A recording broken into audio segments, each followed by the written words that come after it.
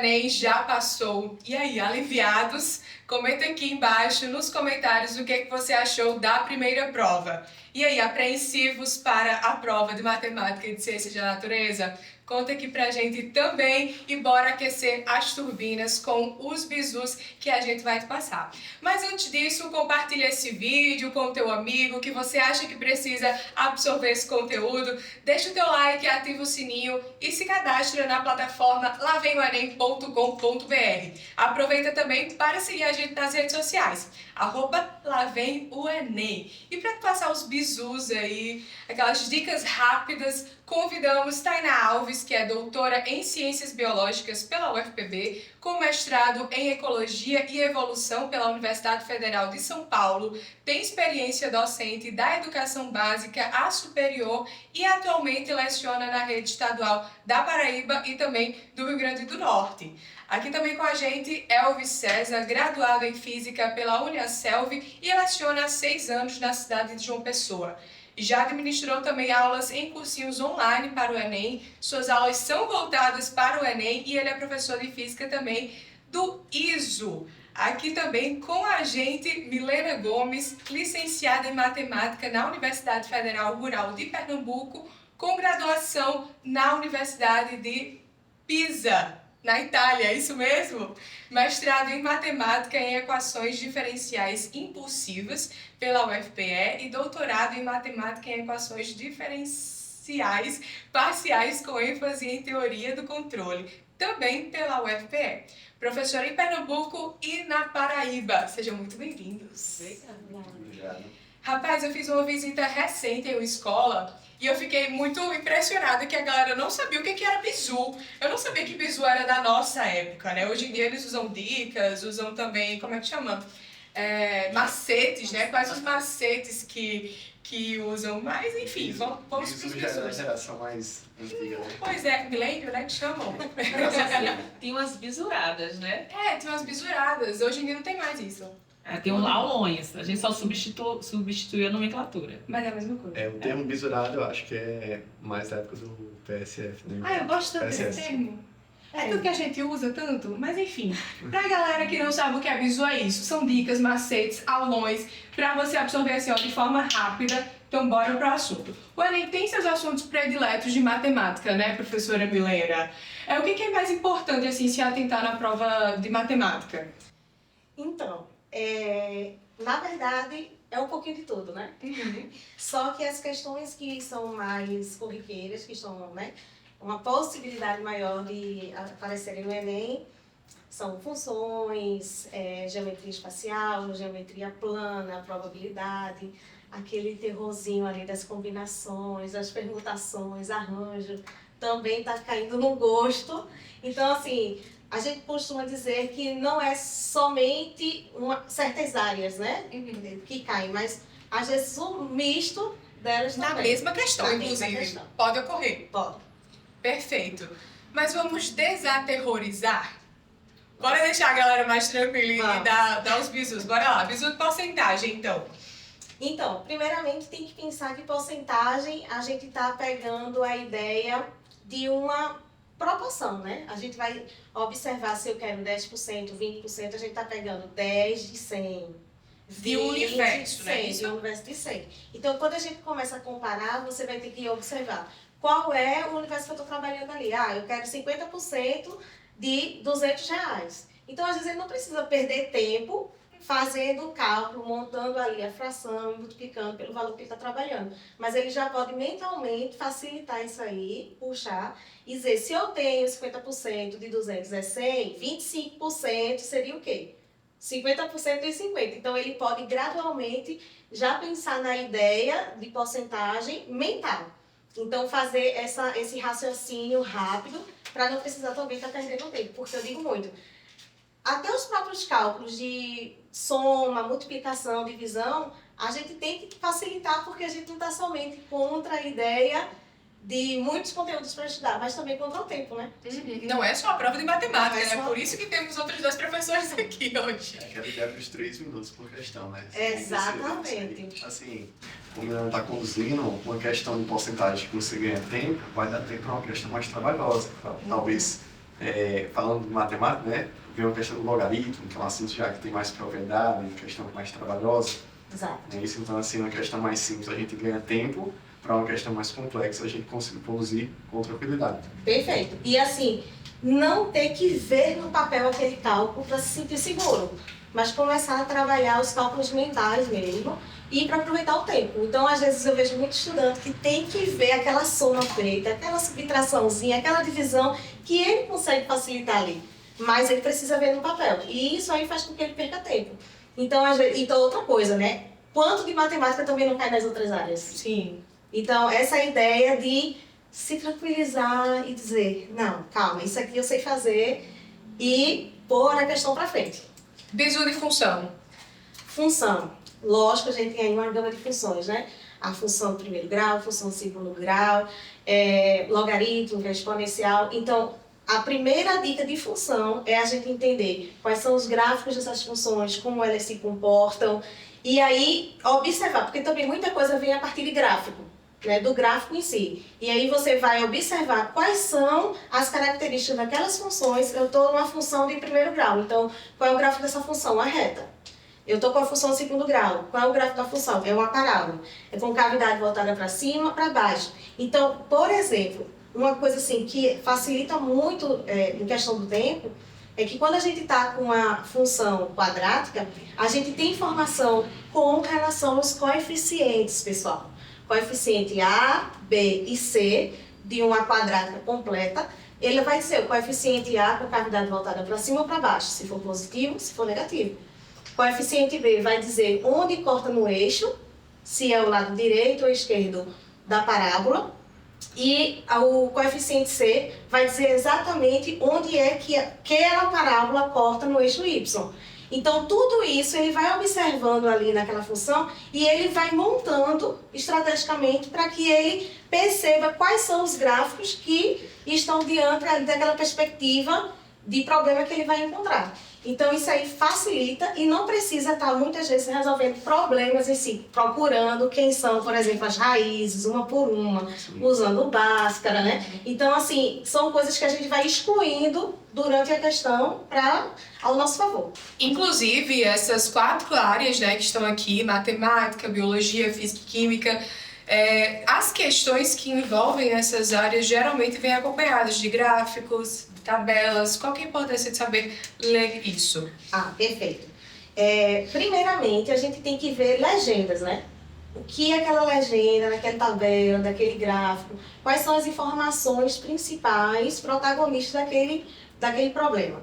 E depois a gente tem que lembrar também que na questão de todas as disciplinas, como eu acho que os colegas vão também concordar, a gente tem a questão da teoria de resposta ao item. Então, assim, tentar dedicar o tempo, de fato, para aquilo que eles conseguem fazer e realizar até o fim, para não ficar também perdendo muito tempo em questões que elas não são relevantes naquele momento e podem voltar para fazer depois. E dando uma dica, Milena, é interessante para o aluno focar exatamente no comando da questão. Então, assim, vai para a pergunta, tá? Viu o direcionamento da questão, e a gente já vai buscar naquele texto, tá? Que é aquele texto de apoio, né? Objetivando achar algum item que está relacionando aquela pergunta. Então, assim, na tabela, a gente já vai analisar uma tabela com um olhar mais crítico, tá? Procurando exatamente aquele ponto que o comando está solicitando. Exatamente. A questão do comando, às vezes, pelo comando, você já consegue resolver tudo. E aquele texto imenso que aparece nas nossas questões são, às vezes, irrelevantes. E ainda que eles sejam imensos, quando a gente lê o comando, a gente já vai com um olhar crítico para encontrar aquela resposta que a gente precisa. Não precisa ler, gente, aquele texto antes do comando, porque senão você vai voltar, você vai ter feito uma leitura ali fluida, rápida, e aí você vai ter que voltar para fazer objetivo. Exato, vai ter que voltar e fazer uma segunda leitura agora de forma crítica. Então isso aí que o professor disse é essencial. É encontrar o comando. E detalhe, que a gente vai ter questão aqui para a gente conversar sobre, os itens também são importantes, porque a gente consegue, a partir dos itens, eliminar respostas erradas ali. Aquela resposta é impossível de ser. Porque às vezes o Enem ela não tem a resposta certa, totalmente certa, né? E a resposta totalmente errada. A gente vai conseguindo adaptar aquilo ali. Qual é a mais certa, né? Porque às às vezes todas estão certas. Você está falando, Bia, às vezes todas estão certas, mas na verdade qual responde o comando da questão? Então, Essa interpretação é essencial para que o aluno chegue Isso. à resposta correta. E na biologia, Tainá? Então, o comando ele vai dar o direcionamento, né? Direcionamento da resposta. Se você faz uma leitura, né, muito bem aplicada do comando, do gráfico da tabela que vier associado àquela questão ali, você consegue eliminar ali os distratores, né? Aqueles itens que estão ali só para realmente bagunçar o atuamento naquele momento. Porque muitas vezes ali no distrator está presente uma palavra ou um conceito que remonta ali ao enunciado, mas que tem a ver, mas que não responde exatamente o comando. Mas que ele está ali justamente com a função de te confundir. Você vê a palavra e diz, opa, essa palavra tem a ver com esse tema. Logo, o item fez o quê? O distrator chamou a atenção para ele. Você, eu acho que é esse. Então, uma leitura, né? A princípio, dinâmica, do gráfico da tabela que está ali, que também é muito usado nessa interface aí entre as ciências da natureza e a matemática, né?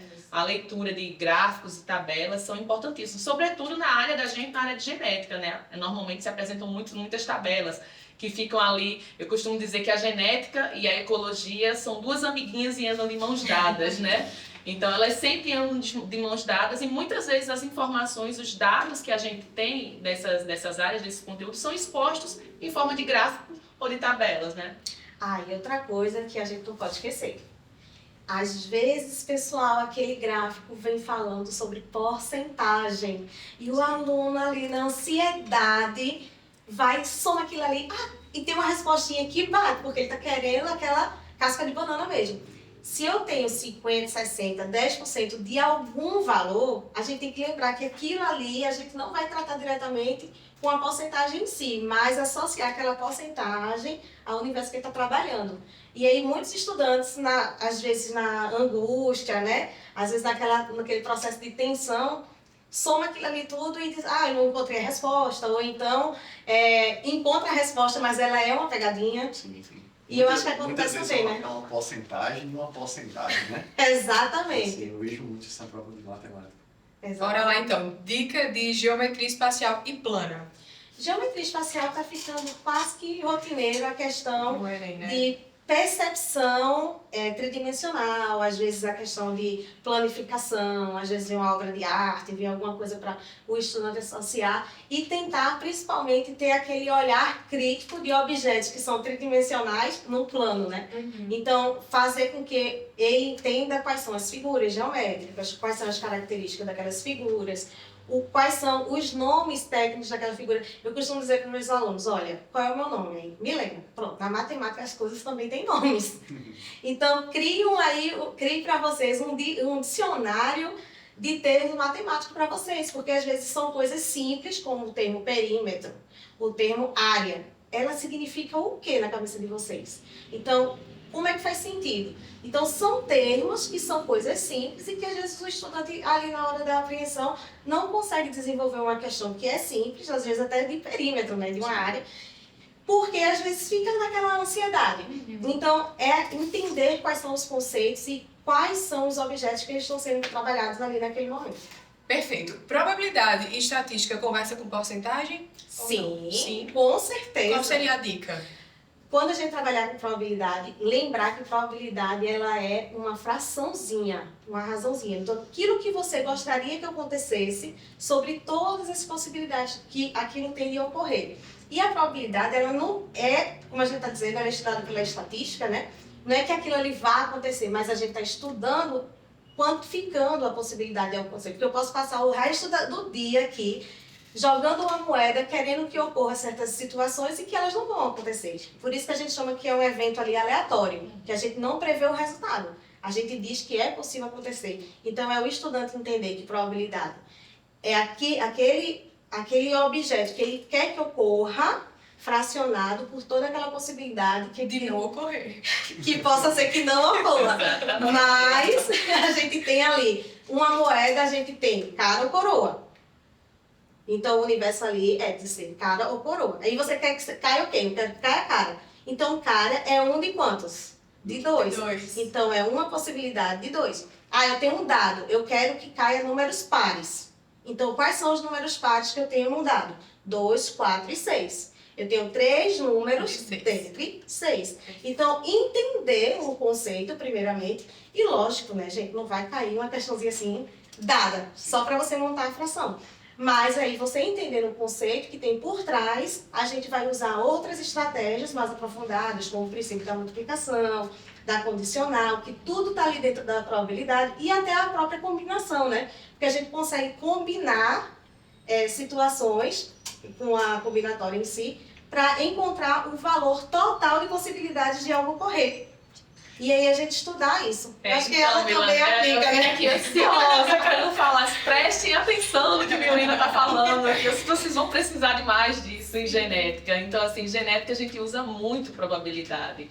A soma de frações, a multiplicação de frações também a gente utiliza para poder justamente hipotetizar um cenário de transmissão de uma característica, né? Então, se eu tenho pais que possuem essa condição aqui, qual a probabilidade deles terem filhos com esta mesma condição ou não, né? E esse filho, se for menino e se for menina, né? Dependendo de quantos eventos eu quero ali inferir, aí eu faço a soma, eu faço a multiplicação de fração. Então, isso está muito presente na genética. Então, atenção à probabilidade. E presente também nas nossas vidas, né? Porque, por exemplo, eu vou fazer uma ficha médica. Tem problema do coração, mas tem histórico familiar, então assim, já pega isso aí pra vida real, São né? dados estatísticos, né, que a gente pode incluir nesse caso aí da ficha médica que você colocou.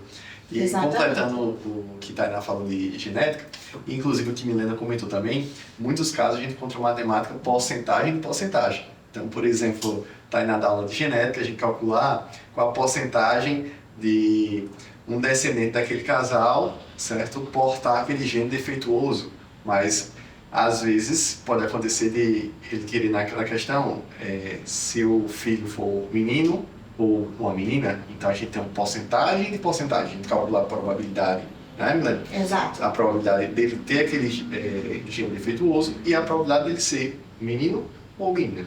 Exatamente. E sem contar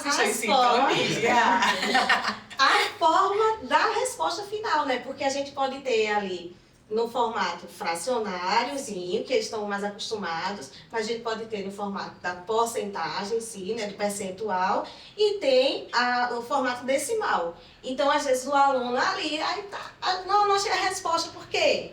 Porque ali você está com os itens no decimal, minha gente. Lembrem, toda fraçãozinha você pode dividir o numerador pelo denominador e transformar aquilo ali em um número decimal, logicamente, se é daquela divisão, né, não der um número inteiro, né? Mas eu acho assim crucial entender essa importância, principalmente das porcentagens, das probabilidades, também nas outras áreas, e que são muito aplicadas nos gráficos e nas tabelas, não só quando vem na prova de matemática em si, como nas outras provas, né? Nas demais provas. É isso. Mais um, Milena. Aritmética.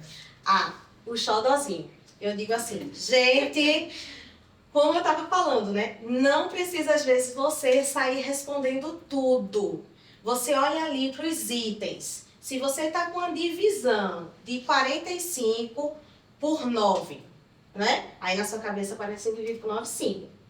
Beleza. Só que aí você vê que aquele 5, ele é a última casinha ali do teu número. E tu estás vendo que nas tuas respostas tá terminando por 0, por 2, por 1. Então não perde tempo. Às vezes quando a gente faz uma parte da divisão, você já sabe qual é o último valor que você quer. Então você não precisa terminar aquela divisão. Entendeu? Então tudo isso é usar a aritmética a seu favor. Então ver se a resposta vai dar um número par, ver se a resposta vai dar um número ímpar, ver se a resposta vai ser um múltiplo ou não de 3. Então, tudo aquilo ali você vai eliminando as não respostas para aquilo que você quer fazer. E aí você também não precisa perder tempo resolvendo a questão toda. É isso. Se tem uma coisa que eu aprendi aqui hoje é que a maioria dessas questões é muito mais lógica que cálculo. Tô certa? Também. Então, capta essa dica Também. Agora tem temas recorrentes de física que valem revisão. Bora lá. Sim. Bizu de cinemática, professor. Vamos lá, Bia. Cinemática é um dos assuntos que tem uma recorrência bem elevada no Enem, digamos aí, por volta de 10% da prova do Enem. Assim, desde que o Enem está sendo aplicado como processo seletivo, tá? Cinemática tem uma recorrência muito relevante nas provas. Então, o que eu posso falar de cinemática para quem está em casa? Tá? Então, assim, cinemática é a forma básica de velocidade, a distância dividida pelo tempo, a gente tem que ter a noção. Tem que ter uma noção, por exemplo, quanto maior a distância, né, maior o tempo da viagem, se eu manter a velocidade constante. E aí, eu peço até a ajuda da menina que é chamada proporção, né? Então, assim, quando a gente aumenta a distância, o tempo aumentar uma relação diretamente proporcional. E se eu mantenho, por exemplo, uma distância constante, se eu ando mais rápido, eu vou conseguir fazer o trajeto em um tempo menor, né? Falando um pouco de cinemática, a gente trabalha também questão de função do primeiro grau, né, que tem um contexto, função do primeiro grau, e função do segundo grau, de acordo com a situação, certo? Então, outro ponto que eu posso falar é velocidade relativa, tá? A velocidade relativa já caiu algumas vezes no Enem, tem uma certa relevância. E muitas vezes isso assim, é um entrave na cabeça do aluno, porque, por exemplo, ele não entende se eu estou em um carro, por exemplo, o carro está a 40 km por hora, como é que eu estou em repouso, tá, dentro do carro. Então, a gente tem que falar para o aluno, ó, gente, porque o referencial mudou. Então, assim, o carro está a 40 km por hora em relação à via que está parada. Se eu estou dentro do carro, eu estou a 40 km por hora em relação à via também. Mas em relação ao carro, estamos parados. Então, essa percepção de movimento, ela é relativa. Então, por exemplo, a gente fala até umas dicas, né? Quem está no finalzinho realmente está visurado. Então, por exemplo, se a gente está em sentidos opostos, né, tudo que tem sentido na física, na matemática, tem sinais também positivo e negativo. Então a gente adota um referencial. Para a direita é positivo, para a esquerda é negativo. Então, por exemplo, se estão em sentidos opostos, vou criar uma situação, por exemplo, esse carro está se movendo a 2 metros por segundo, tá? Esse outro carro está a 3 metros por segundo. Então passou um segundo, esse anda 2, esse anda 3. Eles se aproximaram o quê? 5.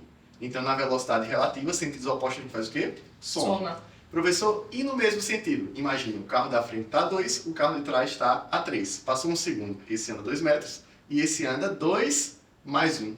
O que vai permitir o carro que está atrás se aproximar do veículo da frente é realmente a velocidade que ele tem a mais. Então, velocidade relativa no mesmo sentido, subtrai. Certo? Então, assim, de cinemática, lembrar também, além das equações, é importante que você entenda, tá? Então, assim, física é um calo para os alunos, muitas vezes porque eles não se preocupam em entender o contexto. Então, assim, a gente entende e realmente a gente faz a escolha da forma mais adequada para a situação. Mas muito da física, como você falou, a prova do Enem é muito lógica, né? Então, assim, o aluno que domina a matemática, ele sabe interpretar bem a relação, tá, diretamente ou inversamente proporcional entre as grandezas. Então, muitos alunos conseguem resolver questões de física, tá, com regra de 3, porque ele entende a proporção entre as grandezas. Mas realmente temos casos que só com a forma vai resolver aquela questão. Tá? Eu já vi muitos vídeos da galera dizendo, vamos responder um Enem todo com regra de 3, e tipo, dava muito certo, e eu, meu Deus do céu, o que é isso? Vamos acabar com os estudos, fazer tudo regra de 3. Professor, isodinâmica. Dinâmica é o estudo das forças, então assim, a gente não pode deixar de falar de Newton, tá? Isaac Newton, a primeira lei, a lei da inércia. Então, assim, um corpo tende a manter as suas características iniciais. Se um corpo inicialmente está em repouso, tende a permanecer em repouso. Se um corpo inicialmente está em movimento, ele tende a se manter em movimento, retilíneo e uniforme, né? E aí a gente faz algumas observações que a lei da inércia, ela já caiu no Enem diversas vezes, com diversas abordagens. Por exemplo, itens de segurança em veículos, a gente se baseia muito sobre o princípio da inércia. Então, por exemplo, qual a importância do cinto de segurança? Estou eu no carro, conduzindo um carro, 60 km por hora, tá? E de repente eu percebo que atravessou uma criança em uma via. Então, tenho que frear bruscamente. Então, às vezes, tá? Eu posso ter uma criança no meu banco de trás, essa criança está sem cinto de segurança. Se eu piso de vez no freio, a criança não vai, tá, estar pronta para aquela frenagem. E se inicialmente estamos em movimento, vamos tender a permanecer em movimento, retilíneo e uniforme. Essa criança vai tender a ser arremessada para frente. Parece que tem uma força empurrando essa criança para frente, mas não é uma força, é uma inércia, é uma tendência de manter aquela trajetória. E ainda mais em colisões, tá? Que a colisão é ainda mais repentina. Então, se está sem cinto, eu realmente vou tender a manter as características do movimento, por isso que em acidentes você é meio que arremessado para frente. O cinto de segurança vai ter aquela função de manter você conectada com o carro, né? E a ideia do airbag, que já viu o Enem abordando também a questão do airbag, que é um dos itens de segurança do carro, em caso de acidente, a depender da desaceleração, ele infla para funcionar realmente como se fosse um travesseiro.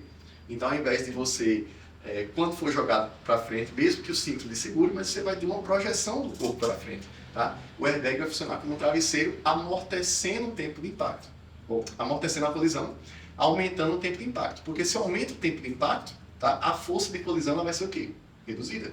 Certo? Então, assim, dinâmica, não posso deixar de falar da primeira lei de Newton. A segunda lei de Newton é a questão que tem fórmula. Tá? Então, a força resultante aplicada em um corpo é o produto da multiplicação da massa vezes a aceleração.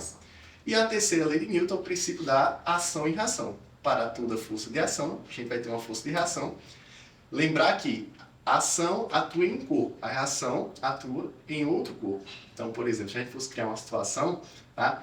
Se eu empurrasse, não vou fazer isso, mas se eu empurrasse Bia, certo? A reação seria Bia me empurrar de volta. Então, né? Eita, pi, vai ter que fazer um pi agora. Meu Deus. Vai. foi só um exemplo que eu quase quis me matar. Então, em um exemplo hipotético, se uma pessoa empurrasse outra, a outra pessoa empurraria a primeira pessoa que causou aquela ação. Tava Tá? todo mundo se empurrando. Então, a ação e reação obrigatoriamente em corpos distintos. Tem a mesma força, a mesma direção, porém em sentidos opostos. Nesse exemplo que Bilu mostrou. E aí para a esquerda e o seria projetado para a direita. Então, dinâmica, tá? O que eu teria para falar seria isso aí. Tá? Inclusive, uma curiosidade aqui aleatória que eu me lembrei, você falou sobre cinto. Cinto foi uma criação de uma empresa de carros, que eu não vou citar o nome, mas que ela liberou a patente justamente por se tornar um item de segurança. E eu achei isso muito curioso, eu vi recentemente sobre essa questão do cinto. Bora lá. Ondulatória. Ondulatória, bom, ondulatória creio que é o segundo segundo tema que tem mais relevância na prova do Enem, tá? Então a gente pode falar tanto das características de uma onda, tá? Então, para os alunos na matemática, quando a gente trabalha funções trigonométricas, Isso. fala bastante sobre Esse que eu até falando assim, a gente tem que citar funções trigonométricas em algum momento. Por quê? Porque é exatamente o comportamento periódico daquela função, que é o que está exatamente atrelado, né? A questão da função seno, a função cosseno descreve realmente como é o comportamento dessa onda, tá? Quando você faz variar, tá? Alguma variável que a gente vai colocar na função. É sempre uma função x variando em função de um y para o pessoal do ensino médio, tá? Aí, por exemplo, o que a gente pode falar da ondulatória? A gente tem alguns fenômenos ondulatórios, por exemplo, a gente pode falar um pouco da intensidade sonora, certo? Isso já caiu no Enem algumas vezes. Então, o que é intensidade sonora? É a intensidade com que eu falo. Então, quando eu falo mais alto, né, que o termo altura do som está relacionado a outra grandeza, que é a frequência. Mas, na verdade, na física, quando a gente quer falar mais alto, seria mais intenso, falar com mais força. Eu estou aumentando a energia de uma onda, tá? Quando eu falo mais alto na física, não é com mais intensidade, é com a voz mais fina. Então, se vocês estão percebendo, estão assistindo o Lá Vem o Enem, Bia tem uma voz mais aguda que a minha. Minha voz é mais grave. Por quê? Porque sou homem, né? Tenho um hormônio de testosterona, entrei a biologia que explica. A musculatura das minhas cordas vocais são mais rígidas, então elas vão vibrar com uma frequência menor. E vocês vão ter uma percepção de som mais grave. Tá? Por isso que normalmente homens têm uma voz mais grave que as meninas. Então as meninas têm uma voz mais fina, devido justamente à ausência do hormônio, ou à diminuição do hormônio da testosterona, né? E aí a gente não tem aquela hipertrofiação das cordas vocais. Mas isso não tem a ver com amplitude vocal, né? Não, a amplitude vocal está mais relacionado às frequências que você consegue atingir, né? Quem faz aula de canto, claro que, por exemplo, você vai conseguir amplitudes vocais mais agudas, né, do que eu. Mas, porque assim, a ideia da amplitude aí não é de intensidade sonora, vamos lá, é do espectro de ondas que você consegue produzir, desde ondas mais agudas até ondas mais graves. Quando eu estava falando da amplitude, eu estava falando da intensidade sonora, certo? Ou seja, a força com que eu emito um determinado som.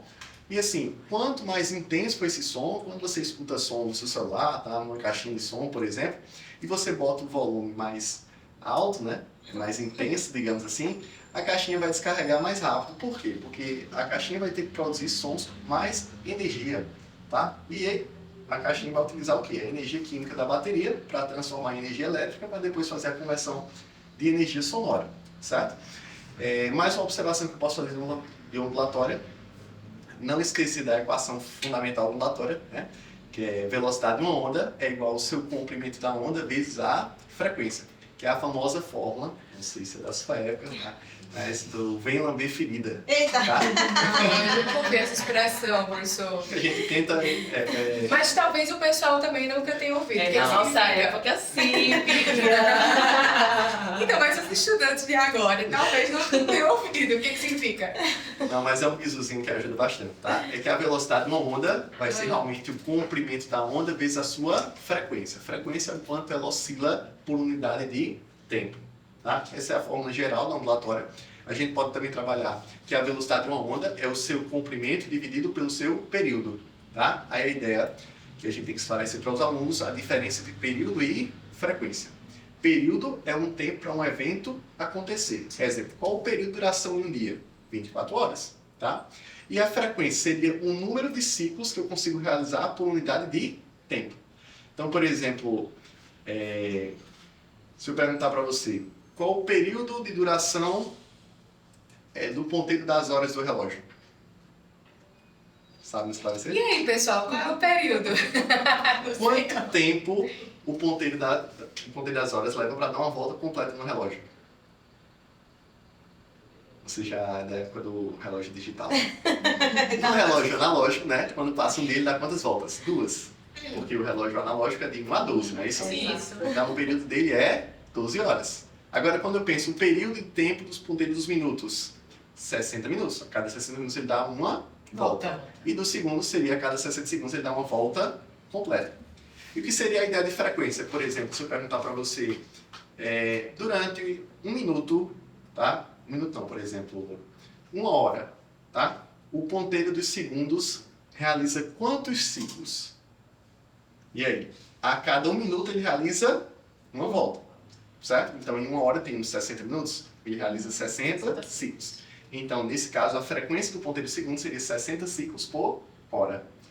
E mesclando um pouquinho a ondulatória e a mecânica, falando um pouquinho de motores, tá? Todo mundo já viu que no carro tem um velocímetro que marca a velocidade, tá? E o contador de giros, o RPM, tá? Que ele mede, a maioria dos carros ainda hoje é a combustão, ele mede as rotações do motor. Normalmente marca de 1 a 7, de 1 a 8 e tem um vezes 1000 no final, tá? Para a gente fazer uma conversão. Então, por exemplo, quando aquele ponteiro indica 3, aí tem 3 vezes 1000. Quer dizer que o motor está girando 3000 vezes em apenas 1 minuto. Lembrando que a física tem a unidade do sistema internacional, onde a unidade de tempo no sistema internacional é segundos. Então, ali está usual, 3000 rotações por minuto. Professor, e como é que eu transformo de rotações por minuto para rotações por segundo? Bom, 1 minuto não tem 60 segundos? Então, para transformar de RPM para rotações por segundo, a gente divide por 60. Então, 3.000 dividido por 60, corta 0 com 0, 300 por 6, dá quanto? Vocês não entenderam que eu fiz jornalismo para não pegar exatas da faculdade, minha gente? Dá 50. Então, assim, ó, 50 rotações por Mas segundo. vocês são minha esperança, tá ouvindo? 50 rotações. Mas a ideia é realmente cada um ser bom em determinado setor. Exatamente. Essa divisão do trabalho. Mas se o motor está lá 3.000 rotações por minuto, ou 50 rotações por segundo, ou 50 Hz, tá? Que é a unidade do sistema internacional. Capite? Pronto! Agora é termologia.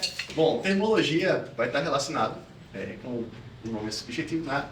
A questão das medidas de temperatura, a noção do que é temperatura, o que é calor. Temperatura é uma medida que mede a agitação das moléculas. Calor, na verdade, é energia térmica em trânsito. Então, só existe calor se existem 2 corpos com temperaturas distintas, tá? Eu posso falar também dos aparelhos de medida, tem aí o termômetro, tá? Eu sou da época, eu peguei um pouquinho do termômetro analógico, mas a maioria hoje já é O meu é termômetro analógico, digital. inclusive. É desde quando eu nasci. Então, o analógico ele acaba falhando menos, né? Porque no caso o digital tem assim aqueles produtos em terceira linha que não é tão preciso, então assim depois de 2, 3 anos ele não dá uma medida tão precisa, então a gente acaba optando, indicando para as pessoas terem um analógico, tá? Mas o digital de alta qualidade, a gente tem uma amplitude de medida de temperatura muito mais eficiente. Então, assim, o termômetro analógico, você vai conseguir basicamente variações pequenas. O digital a gente consegue medir desde um corpo muito frio até um corpo muito quente e há uma distância bem relevante. Então, no termômetro digital eu consigo medir a temperatura de um corpo a 10 metros de distância. Ela é muito mais eficiente, tá? Aí eu tenho também... A gente viu muito na pandemia, né? Sim. Quase uma pistolinha. A pistolinha assim, que o pessoal colocava na cabeça, foi até Isso. proibido colocar lateral. Não sei se você lembra disso aí. Não. Que era justamente a ideia de... Mas, assim, semiótica, falando em relação à semiótica, visualmente aquilo ali era estranho. É, um pouco estranho, realmente. Aí eu posso falar para vocês a questão das escalas termométricas. Então, aqui no Brasil, a gente utiliza a escala graus Celsius, tá? Que utilizamos como referência a água, o ponto de fusão da água, 0 graus Celsius, e ebulição, 100 graus Celsius, tá? Eu poderia citar para você a escala Fahrenheit, utilizada em países de escola inglesa, tem aí basicamente Estados Unidos e Inglaterra, tá? Que utiliza como parâmetro outra mistura. E aí a ideia é que 0 graus Celsius é 32 graus Fahrenheit, 100 graus Celsius seria 212 graus Fahrenheit. Professor, elétrica, dica de elétrica. Dica de elétrica. Bom, elétrica, digamos assim, é o assunto mais relevante da prova do Enem. Ano passado, das 15 questões aí de física, tivemos, se eu não estiver errado aqui, acho que foram 6 questões de elétrica. Então, assim, a elétrica tem uma relevância muito grande na prova. Eu preciso que o aluno tenha a noção de carga elétrica, tá? Então, assim, o que é carga elétrica? Quem analisando a estrutura atômica, tá? As partículas que têm cargas elétricas. Temos aí os prótons, que estão no núcleo do átomo, tá? Ao redor dele tem nêutrons, mas nêutrons não têm carga. E mais externamente tem uma camada da eletrosfera, onde ficam os elétrons, tá? E o que é corrente elétrica? Seria justamente esses elétrons em movimento. Então, como é que eu calculo a intensidade de corrente elétrica que passa por um corpo, tá? Ou por um fio? É a quantidade de carga dividido pelo tempo. Dentro desse assunto entra também a primeira lei de Ohm, tá? A primeira lei de Ohm ela vai relacionar a corrente elétrica com a voltagem e a resistência elétrica. Aí, por exemplo, o que é que eu posso falar de voltagem? Voltagem, a grosso modo, seria a energia que cada elétron vai carregar durante o seu percurso. Então, quanto maior a voltagem, maior a intensidade da corrente elétrica que vamos ter. Então, por isso que tomar um choque de um computador, por exemplo, uma quinazinha que está enferrujada, se toma um choquezinho, é bem menos perigoso do que você tomar um choque de tomada, que é 220 volts, uma voltagem mais alta, tá? Vai possivelmente a gente causar dá danos. choque. Mas, Já teve essa experiência de levar um choque de alguém, de uma pessoa, ou a gente dar um choque? Isso é real, né? sim, então, a gente estaria falando um pouquinho da eletrostática, então naturalmente, tá? Principalmente se o ambiente estiver meio seco, tá? Porque o ambiente úmido ele é mais condutor. Então, se a gente se eletriza, o próprio ar passando por a gente, ele vai tirar esse excesso de cargas elétricas que a gente vai armazenar. Mas se a gente está em um ambiente mais seco, o ar vai ter um comportamento mais isolante e a gente vai tender a armazenar mais cargas elétricas. Então, acontece às vezes tocar numa pessoa e realmente até visualizar uma faísca. Sério? Ah, sim. Essa faísca é realmente esse movimento de elétron de um corpo mais carregado para um corpo menos carregado. Então, por exemplo, se eu estou com 1000 elétrons em excesso e você está neutro. Então, elétron não quer ficar com elétron. Assim, a ideia de os opostos se atraem. Então, o elétron, que é negativo, ele quer ficar com um próton, que é positivo. Se eu estou muito negativo e você está neutro, e eu toquei em você, os elétrons vão querer saltar do meu corpo para o seu. Né? Em forma de choque. Em forma de choque, justamente o que ela faz que você vai ver. Tá? Perfeito. Aí, vamos lá, o que eu posso falar mais de elétrica? Eu tenho os aparelhos de... Sim, eu esqueci de falar da resistência elétrica. Eu falei da voltagem, quanto maior a voltagem, maior tende a ser a intensidade de corrente elétrica. E a resistência elétrica, tá? É justamente uma propriedade dos materiais de dificultar a passagem de corrente elétrica. Né? Então, eu sou da época que minha avó falava, meu filho calça sandália quando for mexer em eletricidade. Então, por quê? Porque a sandália é feita de borracha. Então, assim, a sandália está me isolando... Hoje, né? Até hoje, né? Até hoje. Então, a sandália está me isolando realmente do chão. Então, por exemplo, se eu tocar em eletricidade, o choque vai ser como? Vai ser os elétrons saindo da tomada, passando pelo meu corpo e chegando ao chão. Então, por exemplo, se eu estou de com a sandália de borracha, eu vou estar mais isolante. Então, vai ser mais resistivo para esse elétron fazer esse percurso. Então, mesmo que eu tome um choque, vai ser um choque de baixa intensidade, a ponto de não gerar danos à minha saúde. E aí eu utilizo aparelhos de medição, tá? Como o amperímetro, que é associado em série com o sistema. Tá?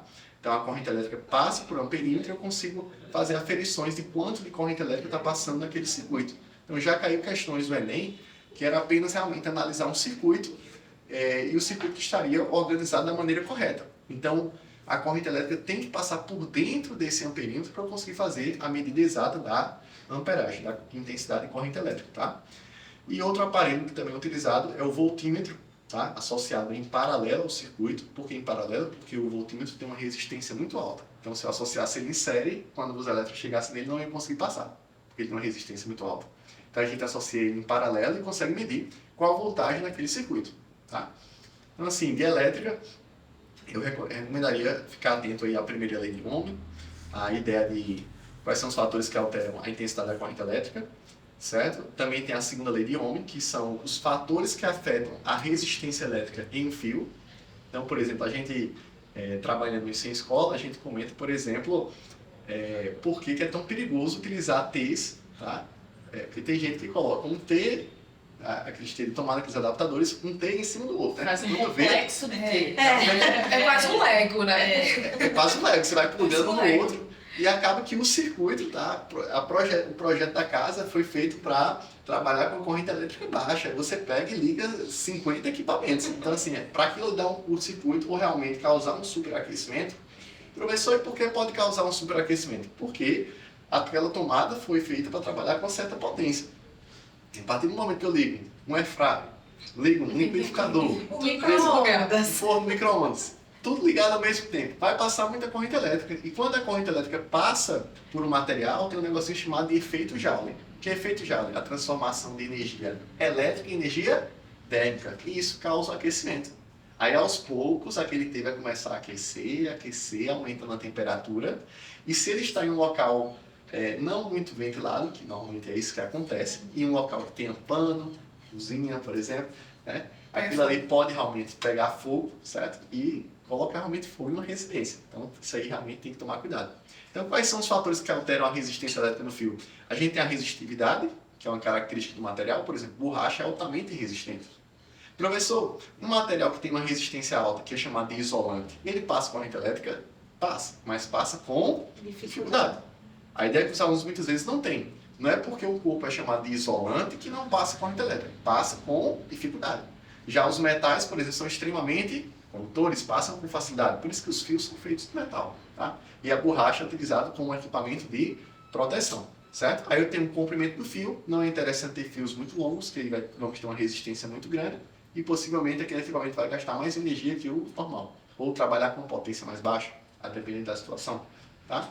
E eu tenho também um fator da área da secção do fio. Então, assim, se eu tenho um equipamento que consome muita energia, ele tem que ter um fio mais grosso, porque ele vai precisar que passem mais elétrons. Porque se o fio for fino, os elétrons vão passar com muita dificuldade, vai começar a produzir calor e realmente pode causar o derretimento do fio e causar um curto-circuito, ou até realmente um acidente. Tá? Então, assim, essa parte de elétrica, eu creio que esses pontos são os mais relevantes para a prova do Enem, certo?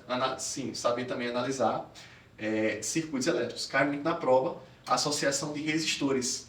Professor, e o que são resistores?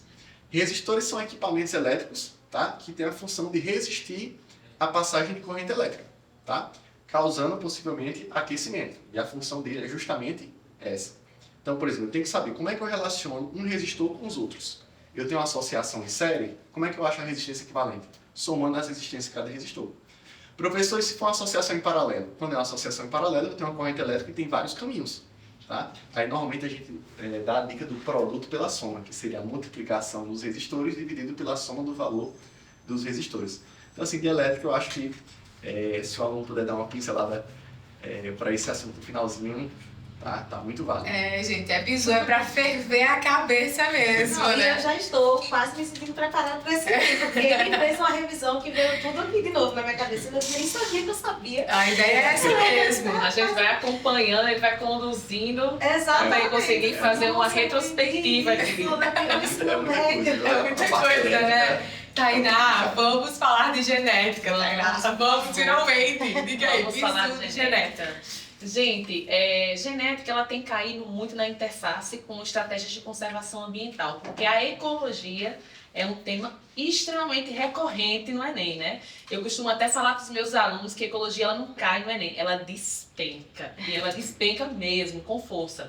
Inclusive em questões de genética. Então, por exemplo, quando a gente fala de genética, tem caído muito sobre fluxo gênico entre áreas diferentes. Por exemplo, eu tenho 2 áreas de mata, elas estão isoladas por uma matriz que pode ser de cana-de-açúcar, que é muito recorrente aqui no Nordeste, né? O cultivo da cana-de-açúcar. Então, para manter a conservação daquelas espécies, né? Como é que eu faço? Eu tenho que promover justamente esse fluxo, esse contato entre as espécies que habitam esse determinado fragmento e aquele outro fragmento. E para isso existe uma série de estratégias, corredores ecológicos e tal, trampolins ecológicos. Como é que a genética aparece? Ano passado, salvo engano, caiu uma questão que falava de uma espécie de pequeno mamífero que habitavam essas áreas diferentes. E ali apresentavam os genes que essas espécies, a diversidade genética dessas espécies em cada um desses lugares em áreas que são contínuas. Então, se uma área é contínua, a gente presume que os indivíduos daquelas populações eles estão ali se intercruzando, compartilhando aqueles genes e gerando uma variabilidade muito maior. Porque o ambiente contínuo ele gera uma variabilidade muito maior e isso é muito bom para a conservação. Porque quanto maior a diversidade, maior a chance daqueles indivíduos sobreviverem a situações catastróficas ou mesmo a situações de uma doença, um vírus que de repente adentrar aquela população ali, ou mesmo fazer a liberação de genes que poderiam ser genes deletérios.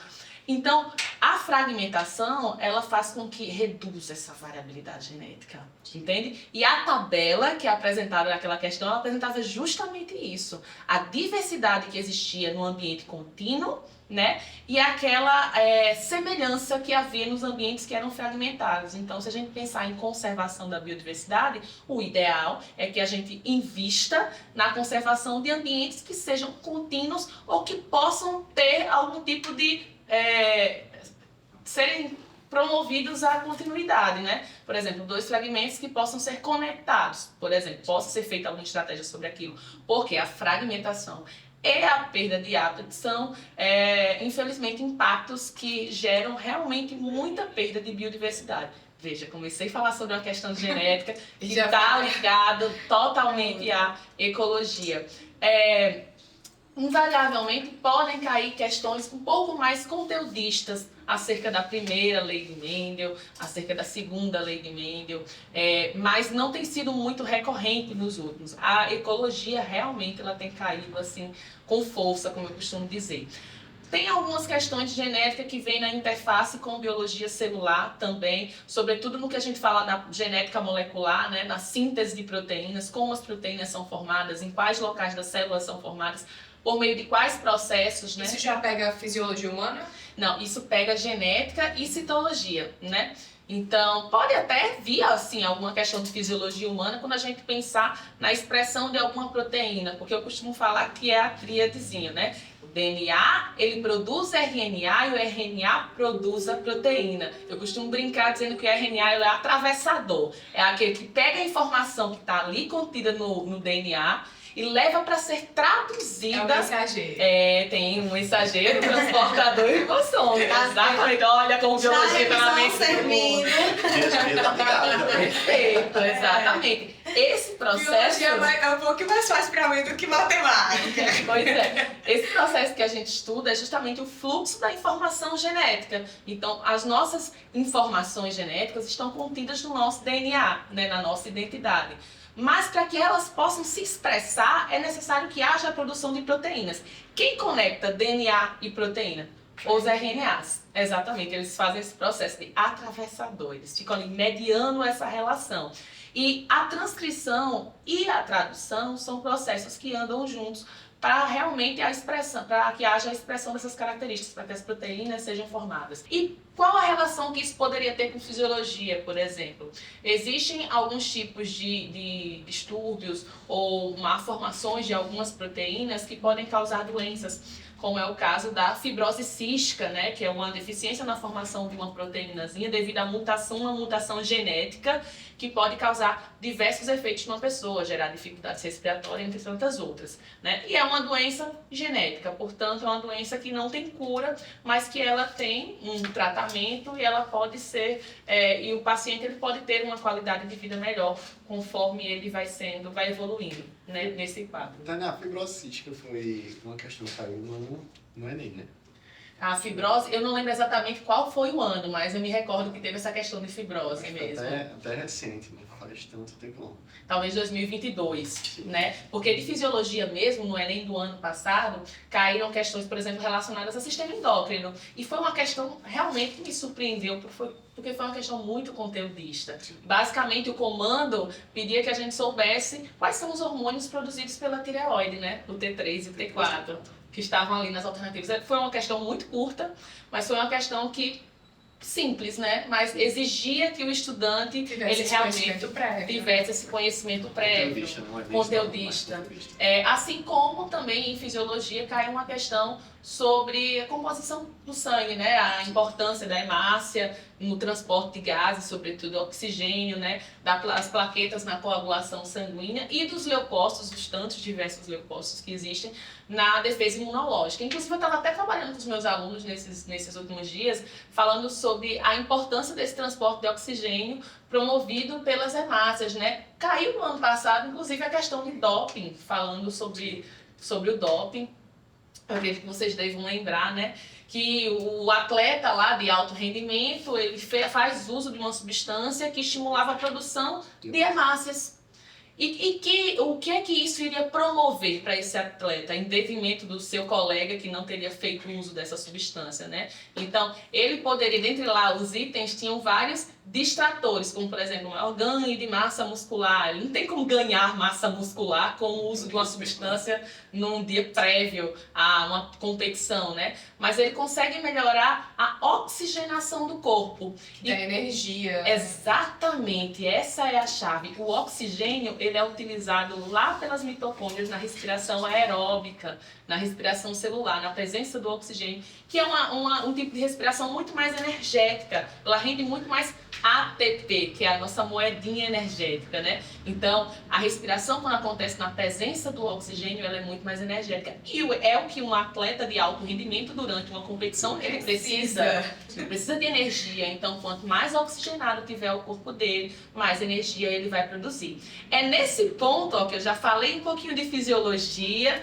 já cheguei para biologia celular, e daí, então, a gente pode continuar seguindo falando de metabolismo energético. Claro que podemos. Então, também foram presentes nas últimas edições do Enem questões que falavam, por exemplo, sobre a produção de pães, por exemplo, de vinhos, de iogurtes. Então, a gente falava sobre fermentação. Existe a fermentação alcoólica e a láctea, né? Então, na fermentação alcoólica, a gente acaba falando sobre o uso de diversas bactérias aí para a produção de alimentos, como, por exemplo, os queijos, os derivados, os iogurtes. O pão em si com fermentos, se você degustar, você sente um gostinho de álcool.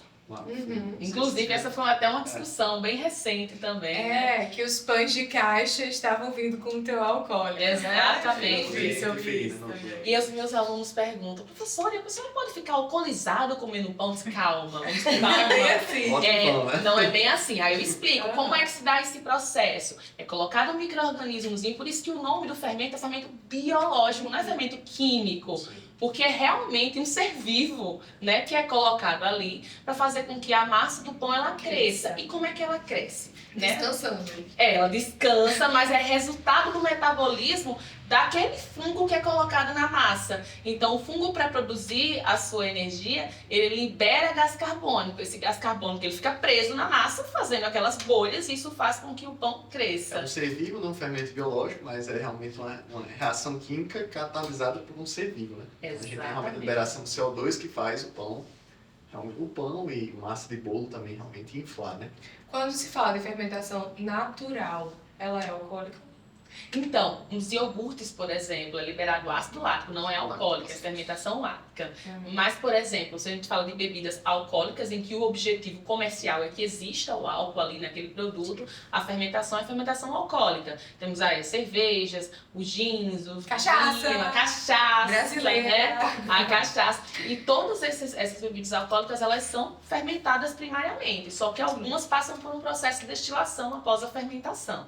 Tá? E nesse caso, o objetivo é que fique o álcool ali. Mas e no caso do pão? Quando o pão ele vai ser assado, né? Então o álcool ele tende a volatilizar.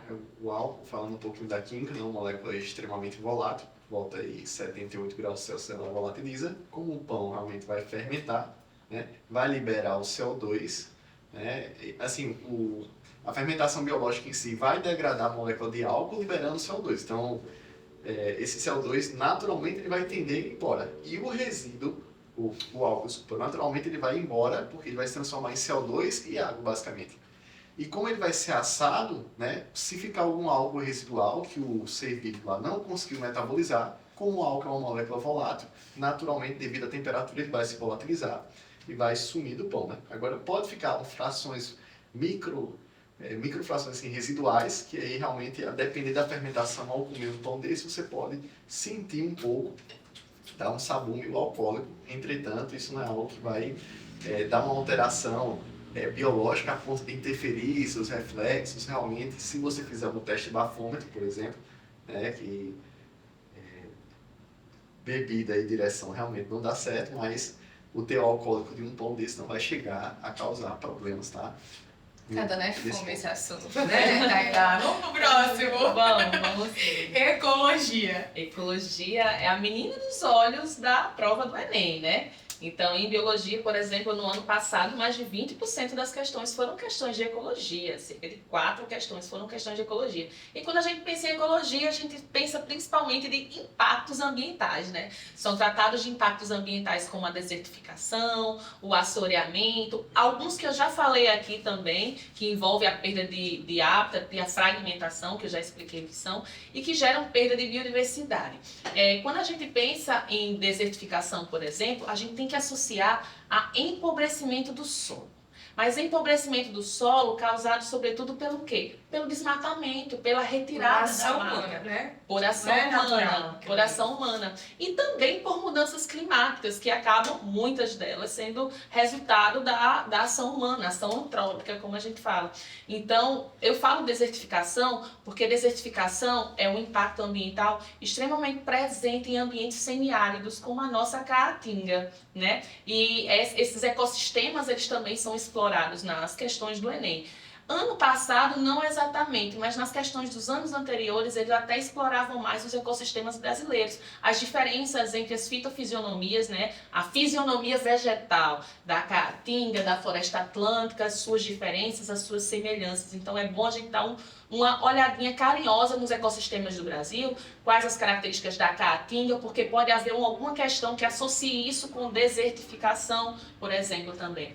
Mas quando a gente pensa em ecologia também, Bia, a gente pensa principalmente em relações ecológicas, né? E as questões do Enem, elas gostam de pregar umas peças na gente quando fala de relação ecológica.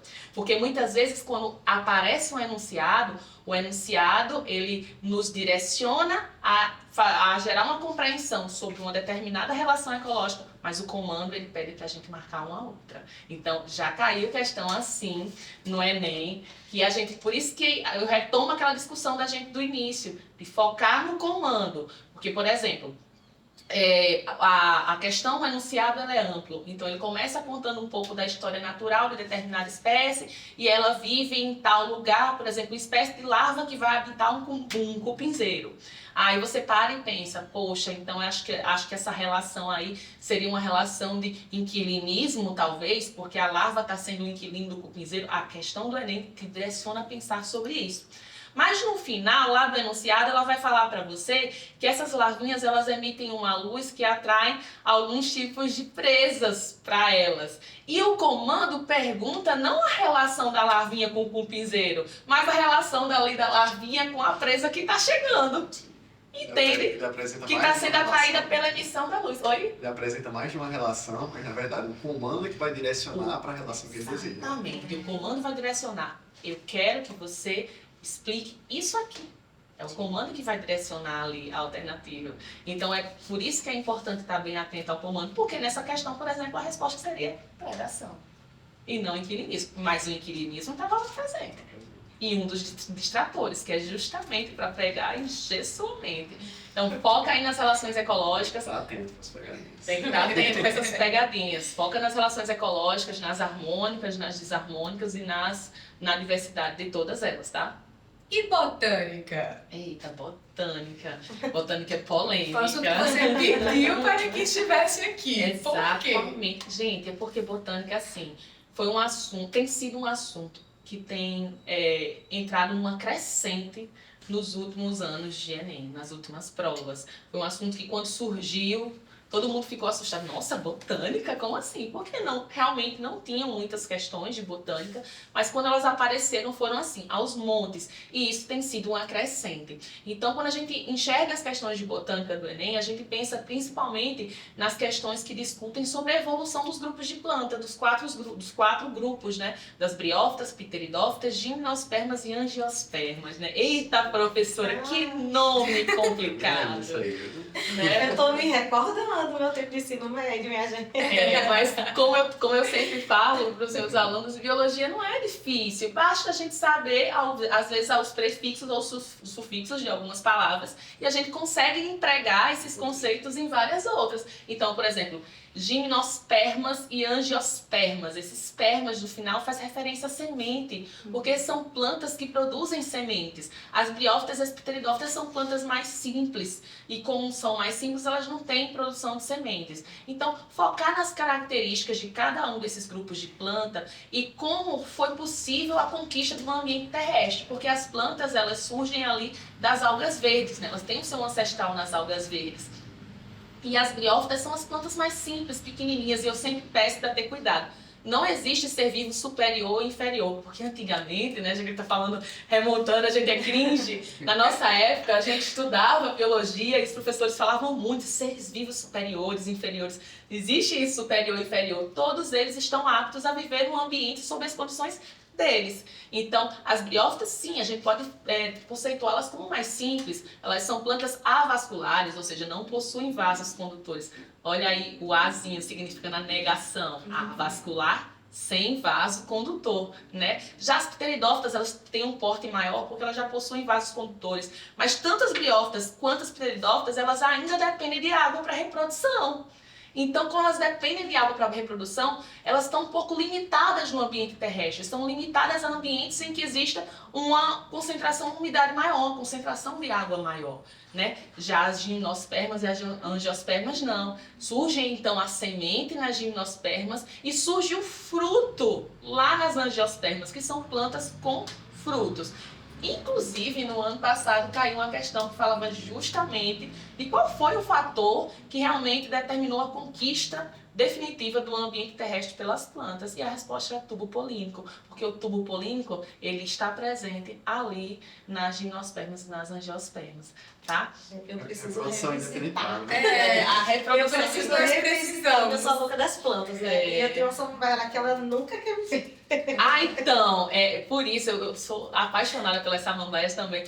Mas como elas têm essa dependência, elas são muito sensíveis à água. Se a gente não consegue medir ali a concentração exata, a gente acaba, como eu costumo brincar, afogando a planta. Eu acho que a minha mãe Né? é afogada.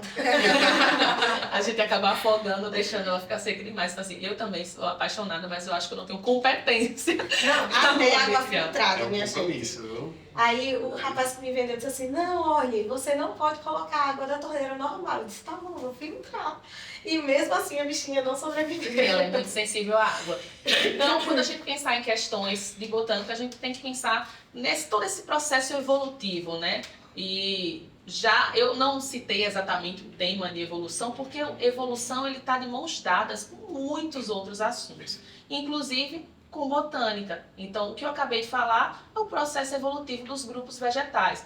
já caiu algumas questões sobre o cladograma, que é uma representação gráfica dessas relações de parentesco entre esses grupos de plantas, né? Por exemplo, se for um cladograma voltado a esse assunto, as plantas. Então, cabe ao aluno saber interpretar essa representação. Daí, então, entender quais são os grupos que são mais semelhantes entre si, aqueles que são mais divergentes, identificar os nossos pontos de convergência entre esses grupos. Falando também de botânica, o que tem caído dentro da botânica, uma sub-área da botânica, é a fisiologia vegetal. A fisiologia vegetal vem ali, sobretudo, com os hormônios, tratando dos hormônios vegetais, né? Às vezes os alunos se surpreendem, professor, planta também tem hormônio? Tem, gente, planta tem hormônio. Hormônio que faz ela crescer, hormônio que faz o fruto amadurecer, o hormônio que faz a folha cair. Então, a gente sabe... É poético. Bonito, né? Profundo. Então, é importante que o aluno ele consiga se apropriar dessas informações, inclusive aplicá-las de forma no cotidiano deles, de forma prática. Digo por quê? A gente costuma, às vezes, escutar da avó da gente quando a gente pega um fruto. Uma concha de banana verde, por exemplo. A gente comprou, mas a gente quer que ela amadureça rápido, que a gente quer Põe no forno. Põe no forno. A minha avó usa até um termo, enfurnar. Tem que enfurnar. Aí, normalmente, o que os avós da gente fazem? Eles pegam um fruto maduro, normalmente outra banana ou um maracujá, né? Um fruto que esteja lá já bem maduro ou em processo de amadurecimento. Coloca junto com esse fruto que a gente deseja que amadureça mais rápido e fecha, normalmente com um papel, né, para que haja ainda sacola plástica. Ou a sacola plástica. A sacola plástica tende a se evitar um pouco por conta da transpiração, sim, né? Sim. Para não ficar molhado internamente. Então eles fecham e realmente é possível observar que depois de alguns poucos dias, aquele fruto que estava muito verde, ele amadurece mais rápido. Qual a resposta para essa questão? Gás etileno. Gás etileno. Exatamente, que é um hormônio vegetal. O gás etileno ele promove o amadurecimento dos frutos. Aquele fruto que estava ali maduro já está liberando muito gás etileno, que vai ser recebido pelo fruto ainda verde e vai amadurecer mais rápido. Tainá, e se eu apenas fechar e não colocar nenhum outro fruto maduro ali, vai amadurecer mais rápido? Vai, porque você não fechou, então você diminuiu o volume, então o gás etileno está circulando ali dentro apenas. Entra um pouquinho aí de química, né? A gente tem, por exemplo, estamos analisando uma reação química, tá? E a partir do momento que a gente tem um ambiente fechado, então a gente tende a isolar, aumentar a concentração daquele gás etileno, que vai favorecer o amadurecimento do fruto, né? O interessante realmente seria colocar uma fruta mais madura, porque uma fruta mais madura vai ter uma liberação maior de gás etileno. Tá? Mas, por exemplo, como a Tainá falou, só em colocar a fruta isolada, a gente vai ter, por mais que ela esteja verde, a gente vai ter uma produção de etileno baixa, mas por estar fechado, aos poucos essa concentração vai aumentando e o fruto começa a amadurecer mais rápido. Então vamos aí lembrar do etileno, vamos lembrar das alcinas também, que promovem o crescimento vegetal, né? São hormônios que promovem o crescimento vegetal. O ácido abscísico aí, com a abscisão, né? A abscisão é a queda, né, dessas folhas. Então, esses hormônios são importantes aí serem citados também. E o que eu achei interessante que ela falou assim, vamos juntar os semelhantes, vamos juntar características, né, divergentes, semelhantes, e aí a gente vai usar o quê? A nossa tabela, minha gente.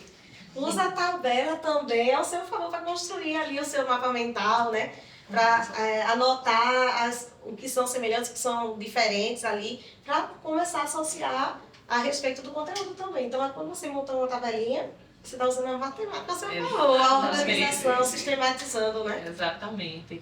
Dentro da fisiologia ainda, Bia, para finalizar essa parte, a gente tem a discussão sobre o fluxo da seiva na planta, né? Nas plantas que são vasculares, que são aquelas que possuem vasos, né? Um dia que eu descobri que se move bem, então. Exatamente. As plantas, as samambaias são plantas vasculares, as gimnospermas e as angiospermas são. Que vasos são esses? Xilema e floema, né? O xilema ele é responsável por captar a água e os nutrientes ali por meio das raízes e levar lá para as folhas, onde vai acontecer a fotossíntese, né? Nas plantas onde a fotossíntese acontece na folha. E daí, então, transformar a partir do processo de fotossíntese vai ser formada a glicose e o oxigênio, né? Forma, desce. exatamente, forma a seiva elaborada e o floema vai ali descer. Fazendo um complemento do que a Tânia está falando, o primeiro grupo a ter vascultores seria as pteridófitas, né? Isso. E tem os grupos das sequoias, né? As Isso. sequoias, para quem não conhece, são aquelas maiores árvores do mundo, tá? São árvores com Gigantes. Lindas. 50, 60 metros de comprimento. Então, assim, toca em outro ponto que ela falou. A gente tem o grupo mais completo, que seria as angiospermas. Entretanto, a gente tem as pteridófitas, que na verdade são os seres que têm o maior comprimento, né? Até hoje, acho que As gimnospermas, sim. são dimensões assim, realmente absurdas. Então, não é porque ela é um pouco mais simples, não produz fruto, que ela não está adaptada para estar no ambiente terrestre. Não é o Exatamente. mais complexo, que é o superior. Ela possui, inclusive, a semente. E o que é a semente? É a proteção do embrião. O embriãozinho está lá dentro da semente. E aquela capinha da semente, aquela massinha, como a gente costuma dar o exemplo da semente do feijão que a gente usa como alimento. Aquela massinha, a massinha do milho, ela serve de nutrição para um embriãozinho que está ali dentro. Então, enquanto esse embrião ele não sofrer a germinação, né, além do solo, não ter suas próprias folhas, não poder alcançar o sol, ele vai ser nutrido a partir desses nutrientes do endosperma que está ali na semente, tá? Então, é isso, gente. Importante lembrar da questão dos hormônios, lembrar dos vasos condutores, xilema e floema, né? Floema carregando seiva elaborada, que é aquela seiva produzida ali pelo processo de fotossíntese, né? Que vai nutrir a planta. E o xilema carregando água e sais minerais da raiz lá para as folhas. Inclusive, só para fechar, caiu... é porque é maravilhoso, gente. Dá pra ver a empolgação, dá pra ver que você gosta mesmo do que você faz. Isso é importante. Obrigada. O xilema caiu uma questão falando justamente sobre isso, para você entender o posicionamento desses vasos. E qual a relação que esse posicionamento dos vasos ele tem com, por exemplo, a sobrevivência de uma planta. Colocando a seguinte questão. O floema, ele é um vaso que ele fica mais externo, próximo à casca. O xilema, ele é mais interno. Então, a questão colocava assim. Se, de repente, eu retiro a casca de determinada árvore, por exemplo, para utilizar a casca para um fim medicinal, eu retiro e formo um anel completo, né? E isso vai gerar a morte daquele indivíduo, se o anel completo for formado. Por quê? Eis a questão. A raiz morre. A raiz morre. Chega no Ele tá marcando todo, gente, ele gabaritou o Enem aqui de biologia. Cheque. A raiz vai morrer, é exatamente isso. E a raiz morre por quê? Porque ela deixou de receber essa seiva elaborada, que tá vindo lá de cima, produzida nas folhas, e tá descendo pelo floema, simplesmente porque o floema ali foi arrancado. Ele não existe mais. Aí tem vários distratores, né? Sim. E o gabarito era justamente a nutrição das raízes. É isso, agora voltando para Elvis, bora falar agora de método de separação e mistura bizu rapidinho. Tá, vamos lá, Bia, rapidinho. Método de separação e mistura, normalmente a gente não encontra a matéria de forma pura na natureza, encontra na forma de mistura. E a gente tem que separar, tá, esses elementos químicos para conseguir produzir um objeto de desejo. Então, por exemplo, quero construir uma barra de ferro. Então, eu preciso ir em uma mina, tá? Vou explorar a terra, pegar um minério de ferro e, a partir disso, realizar procedimentos, reações químicas, tá? Para isolar esse metal ferro, elemento químico ferro, e produzir aquela barra. Tá? Aquele ferro pode vir misturado, por exemplo, de ouro, Pode. de pirinta, de não sei o que mais lá. Normalmente, se fosse ouro, a mina seria de ouro, né? Seria mais interessante. Não, mas pode vir misturado com Mas outros pode, sim, elementos sim. e aí tem que haver essa Tem grandes separação incluídos primeiro. aí. E a gente tem que saber classificar os tipos de método de separação e mistura. Então, por exemplo, primeiro a gente tem as misturas heterogêneas, né? Heterogênea porque a gente consegue diferenciar, tá? A matéria em formatos diferentes, tá? Mistura heterogênea. Já uma mistura homogênea, a matéria está ligada de forma mais íntima, partículas menores. Normalmente, por exemplo, a gente pensa uma mistura de água com sal. Então, por exemplo, o sal consegue dissolver 100% na água. Então, por exemplo, a gente vai realizar outro método, tá, para realizar a separação de misturas homogêneas. Analisando a mistura heterogênea, que foi o primeiro que a gente estava comentando, então, por exemplo, tem o método de separação catação, por exemplo, você já deve ter catado feijão alguma vez na sua vida. A gente analisa comparando o quê? Cor, tamanho, tá? Tem a questão da peneiração, que a gente utiliza quando vai fazer uma tapioca, por exemplo. Então, a gente vai separar aquela massa tapioca por realmente o tamanho do grano, para não passar um grão muito grande e ter aquela massa meio não tão fininha, né? Do nada virar algo meio duro na massa. Então, por exemplo, a gente tem a separação por ventilação, que a gente utiliza realmente o vento. Para quem cria passarinho, por exemplo, quando o passarinho come as sementes, aí fica realmente só a cascazinha. Se você perceber, só em você soprar, você vai perceber que a casca vai embora e fica realmente só as sementes fechadas, né? Então você pode utilizar isso até para evitar o desperdício de alimentos para o passarinho. Então, por exemplo, eu posso utilizar a levigação. Levigação utiliza água com processo de separação, muito utilizado na exploração de ouro. Tá? Então a gente utiliza água corrente, a gente derrama terra. Então o ouro, por ser mais denso, ele vai precipitando nas peneiras e depois a gente realiza a separação. Tá? Também temos separação magnética, utilizada muito até em processo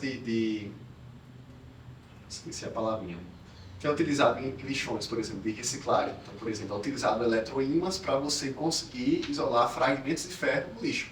Tá? Esse ferro pode ser reutilizado, reinserido na indústria para algum objetivo. O pessoal da praia também, né, que fica lá... Da praia, a ideia do detector de metal é realmente, o pessoal que faz isso, aqui em João Pessoa pelo menos é bem frequente, já vi várias vezes, realmente seria um objeto de joia, tá? Joia e aparelhos que tem um valor agregado maior, né? Assim, método de separação tem uma relevância muito boa no Enem, tá? Então, assim, recomendaria. É um assunto, assim, talvez um pouco decorado para alguns alunos, porque tem muito procedimento, tem muita técnica.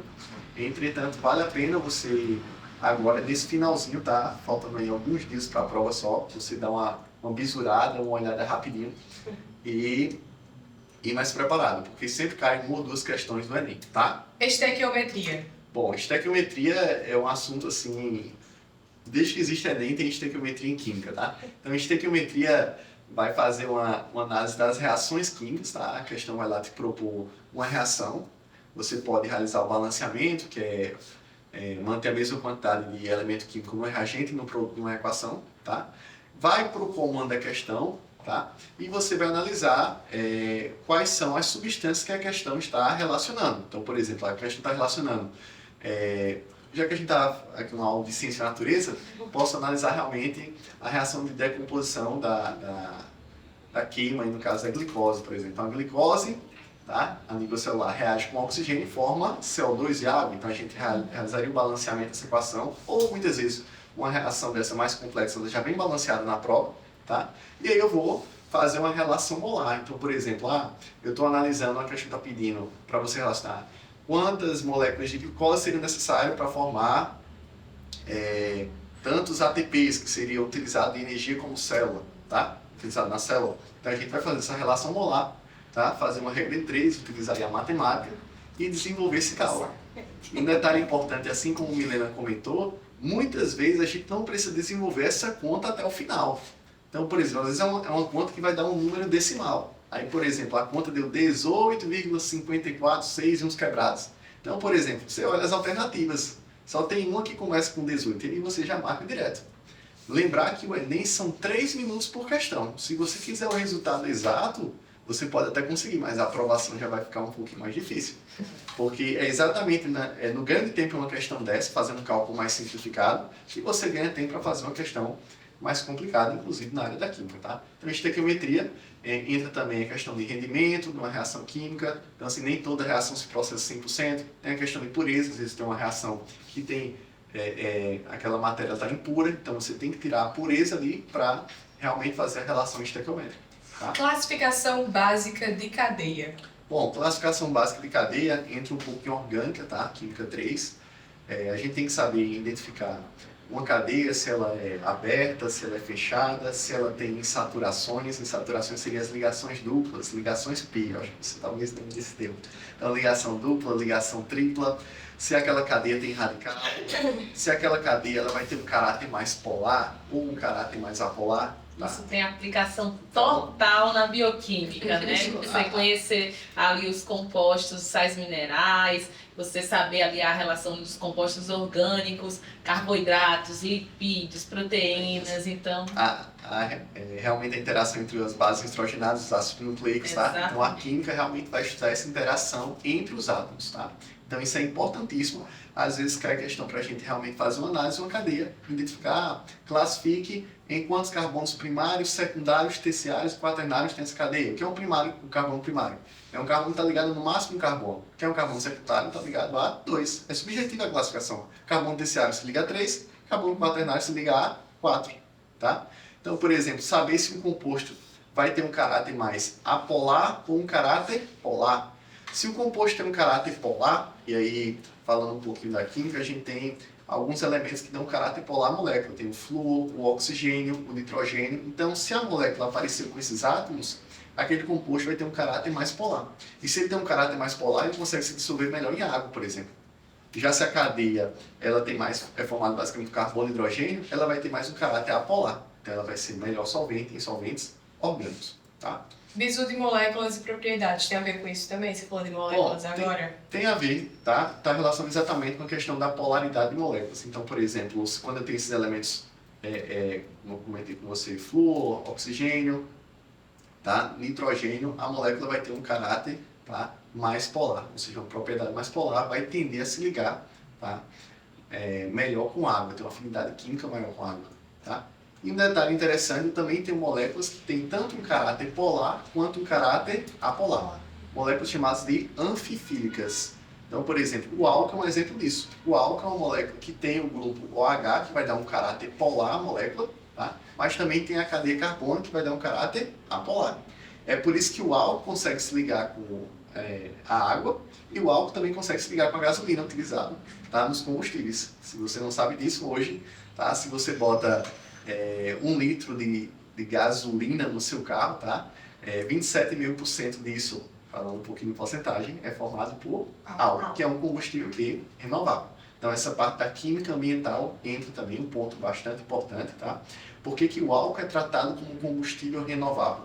Por mais que quando o motor queima álcool, ele libera CO2, que é realmente, pode olhar assim, polui a atmosfera. Entretanto, quando a gente planta cana-de-açúcar, essa cana-de-açúcar, para realizar o seu desenvolvimento na fotossíntese, na agregação de matéria, tá? Ela vai pegar esse CO2 na reação da fotossíntese e formar a molécula orgânica. Ela vai capturar carbono. Então ela vai capturar carbono. Certo? Então isso é bom para uma coisa, foi para outra. Entra no ciclo do carbono, tá? Que a biologia estuda isso também, né? Mas elas também não estocam tanto carbono assim não, né? Digamos assim, faz menos mal. Ela faz menos mal. Trabalhar com a gasolina. Porque assim, a gasolina, que ela é obtida a partir do petróleo, a gente está queimando algo que estava armazenado há muito tempo e jogando na atmosfera. Então estamos aumentando o percentual de carbono na atmosfera. Bora lá. Bizu de química orgânica e reações inorgânicas. Bom, o bizu de orgânica está relacionado com o que a gente estava comentando agora, realmente na classificação da cadeia, certo? Detalhe importante, eu daria essa dica para o pessoal, dar uma olhada nas funções orgânicas, tá? Então, assim, a gente tem as funções oxigenadas, que tem oxigênio na sua presença, as funções nitrogenadas, tá? Então, tem uma recorrência no Enem para a gente classificar um composto e identificar as cadeias carbônicas, quais são as funções que estão ali presentes. Então, por exemplo, saber que o OH é o álcool, tá? Se o OH estiver ligado a uma cadeia aromática, vai ser chamado de fenol, tá? Se eu tiver o carbono fazendo apenas uma dupla com oxigênio e ligado a hidrogênio, tá? Eu vou ter o aldeído. Se eu tiver uma carbomila, tá? Que é um termo mais específico, que é o C-O, entre carbonos, a gente vai ter uma cetona, tá? Se eu tiver um oxigênio ligado entre carbono e carbono, eu vou ter um éster. Então, assim, saber identificar essas funções orgânicas na questão é importantíssimo, tá? Então, entra como um ponto relevante para a prova de química, para a gente dar uma olhadinha. Tá? Termoquímica. Bom, termoquímica é essencial os alunos entenderem que temos reações endotérmicas e reações exotérmicas. O que são reações químicas? Primeiro, tá, de forma mais básica, eu preciso que vocês entendam que uma reação química tem reagente e produto. O que é uma reação endotérmica? É uma reação que o reagente, tá, durante a reação química, forma um produto com mais energia do que o reagente. Então, assim, a reação química se processa com ganho de energia. Uma reação endotérmica. Por exemplo, a reação de fotossíntese. Então, por exemplo, a gente tem CO2 e água, tá? Formando basicamente o quê? a glicose. E a glicose é uma molécula orgânica que tem mais energia. Ela apresenta ligações químicas que apresentam um teor energético maior. E o que seriam reações exotérmicas? São reações em que ocorre o reagente forma um produto, tá? E durante essa reação química tem uma liberação de energia. Uma dica de reação exotérmica que a galerinha pode fazer em casa, se você colocar álcool na mão, tá? E você deixar a mão cheia de álcool e coloca embaixo da água. Aí você vai perceber que sua mão esquenta, tá? É uma reação exotérmica. A dissolução do álcool na água libera uma grande quantidade de calor, certo? Então você percebe essa energia térmica. Reações de combustão, por exemplo, a queima da gasolina, a queima do álcool, são reações que liberam energia térmica, tá? E essa energia térmica é utilizada no motor, por exemplo, no carro, para transformar parte dessa energia química inicialmente em energia térmica e energia mecânica. Falando um pouquinho da física, tá? A partir desse composto químico inicialmente, que temos essa energia química das ligações, quando passa por esse motor, a máquina térmica vai transformar parte dessa energia em trabalho, energia mecânica. E é isso que faz funcionamento do motor, que nos permite fazer um carro levar a gente de um canto para o outro, tá? Estrutura da matéria. Bom, estrutura da matéria, eu comentei, creio que brevemente, né? Vocês têm que lembrar a nível atômico, tá? A matéria, falando um pouquinho de modelos atômicos, o modelo de Dalton, tá? Classifica a matéria como uma bola de bilhar, ou seja, uma esfera maciça. O átomo é uma esfera maciça e densa. A gente tem a progressão do modelo de Thomson, onde Thomson já identifica que na verdade, o átomo não é uma partícula densa, na verdade seria uma gelatina e teriam elétrons aderidos nele, tá? Ou seja, já tem uma separação do átomo não apenas como uma partícula única, mas como subpartículas, que teriam os prótons, os nêutrons, os elétrons. E que organiza, tá, essas partículas de forma mais organizada no seu sistema planetário é o cientista Rutherford, tá? Onde ele fala que o átomo tem um ponto muito denso, se concentrado exatamente no centro, onde teria os prótons e os nêutrons, e ao redor teria a camada de eletrosfera, onde ficariam as cargas negativas dos elétrons. Tá? Depois do modelo de Rutherford, tem o modelo de Bohr, onde a gente subdivide as camadas eletrônicas. Eu só me lembro de um vídeo de Ariane Suassuna, o funk dele. Rutherford, Bohr. Muito bom, Tem um colega meu que, quando eu era estudante mesmo, acho que no primeiro ano do ensino médio, ele ficava brincando com a professora de química, ela pegava um ar grande com essa musiquinha de Ariane Suassuna. Tá? Então, assim, Bohr já subdivide, tá? Os elétrons, já organiza esses elétrons nas camadas eletrosféricas em camadas, tá? Tem camada K, L, N, P. Então, por exemplo, camada 1, 2, 3, 4, 5, 6, 7. Aí tem os subníveis S, P, D, F, não sei se lembra disso. Aí tem um número quântico magnético, tem um número quântico spin. Então, assim, eu recomendo dar uma olhada nisso, porque já caiu no Enem a questão da distribuição eletrônica, tá? E a gente utiliza para isso o diagrama de Linus-Pauling. Então, a gente organiza os elétrons em ordem crescente de energia. Certo? Recomendo dar uma olhadinha também para o Agora, se você aí que está nos acompanhando quer sair na frente e começar já a graduação dos seus sonhos, o Uniesp é para você. Eu sempre bato na tecla estrutura, porque de fato a estrutura do Uniesp é sem igual, minha gente. Está duvidando? Marca uma visita que eu tenho certeza que você vai amar. Com educação de qualidade, focada no desenvolvimento profissional, porque no Uniesp o seu futuro vale mais. Perde tempo não, vai lá, dá uma olhada na estrutura. E olha, a gente também quer que você pratique. E como é que a gente pratica? Fazendo exercícios, resolvendo questões. Então a professora Milena, a professora Tainá e o professor Elvis separaram questões para você praticar. E você pode ir lá no lavemanem.com.br resolver aí essa parada de questões. Agora, minha gente, outra coisa. Sabe aquelas musiquinhas que o pessoal decora? Isso ajuda muito para resolver questões e lembrar de fórmulas e tudo mais. Vocês têm alguma dica? Cada um, eu queria uma musiquinha de cada um assim. Só para dizer, ó, aquela, lembra daquela, não precisa cantar não. Rapaz, não tem uma musiquinha, mas para trigonometria, né, a gente tem ali as questões dos ângulos notáveis, do seno e cosseno. Então a gente diz assim, do seno, cosseno e tangente, de 45, de 30 e de 60, né? Então a gente escreve 30, 45, 60, sendo cosseno tangente. Aí faz aquela musiquinha, né? 1, 2, 3, 3, 2, 1, tudo sobre 2 raiz onde não tem um, que na verdade raiz de um é ele mesmo, então não precisa colocar. E aí a tangente vai ser a divisão do seno sobre o cosseno, né? Então já sai automaticamente. Então é isso que todo mundo sempre Vai lembrar com lembra. certeza dessa fórmula. Tainá. Então, eu sempre uso nas minhas aulas umas músicas que são bem antigas. Olha só, a gente, no tempo das bisuradas, a gente usava as músicas de um professor Paulo Alexandre. O pessoal encontra no YouTube as músicas do professor Paulo Alexandre. Tem músicas sobre os grupos vegetais, tem músicas sobre os compostos orgânicos, proteínas, carboidratos, lipídios.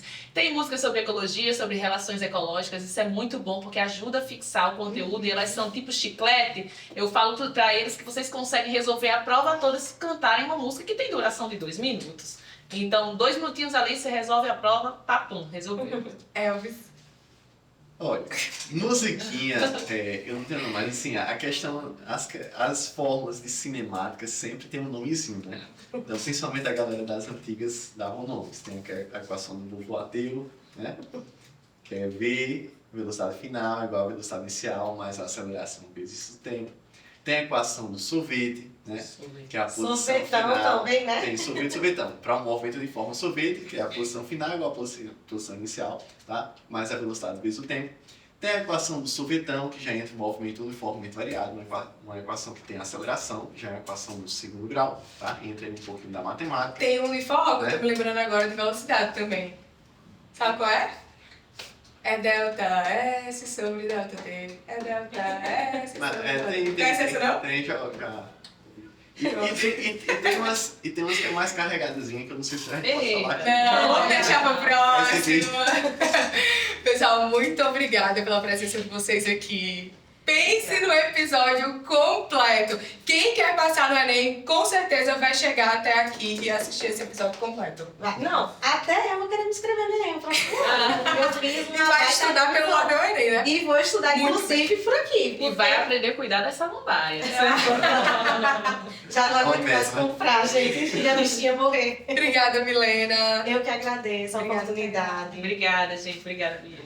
Obrigado às colegas Milena e Tainá, certo? E desejo para você que vai fazer a prova domingo que você arrase, certo? Tenha tranquilidade, tenha planejamento de prova, certo? Leia o comando da questão antes, acho que essa foi a informação mais debatida hoje aqui, tá? Leia o comando, vá para a questão, vá com calma, certo?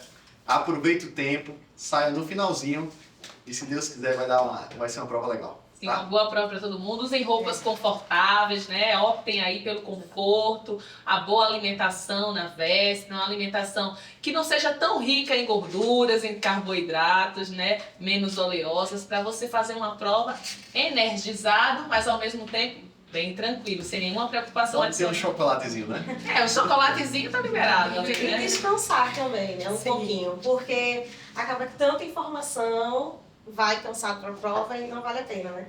Então, descansar, se acalmar e pensar. Matemática não é tudo decorar, minha gente. É raciocinar. Então, leva isso para a cabeça de vocês, pensa, se insere na questão, pensa que aquela questão ali é uma coisa sua. Que você né? é o personagem. Que você é o personagem e boa prova para todo mundo. E se você quiser ficar por dentro de tudo que envolve o Enem, é só ir lá na nossa plataforma, lavemmoenem.com.br. Segue a gente também nas redes sociais, @lavemmoenem. Boa prova, gente. Arrasem. Cheiro.